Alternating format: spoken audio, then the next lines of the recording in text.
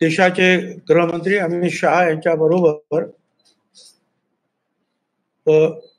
मुख्यमंत्री शिंदे, फडणवीस, अजितदादा आणि त्यांचे 2-2, 4-4 जे काही प्रमुख त्यांनी ठरवलेले ते सगळी मंडळी या सीट शेअरिंगच्या बाबतीमध्ये कुठल्या जागा कुणाला द्यायच्या या बाबतीमध्ये चर्चेला आम्ही बसलो होतो.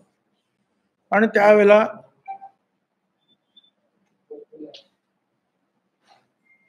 नाशिकच्या जागेची चर्चा सुरू झाली आणि अजितदादा म्हणाले की आम्ही सांगितलं की आमच्या आमदारात खाली आम्हाला ती सीट द्यावी. त्यांनी विचारलं की कोण आहे तुमचा उमेदवार, तर आम्ही सांगितलं त्यांना की माजी खासदार समीर भुजबळ उमेदवार असतील. तर त्यावेळेला त्यांनी सांगितलं अमित शहा नाही, तिथे छगन भुजबळ उभे राहतील. म्हणजे मी उभा राहणार, पण मी सीट मागितली नाही.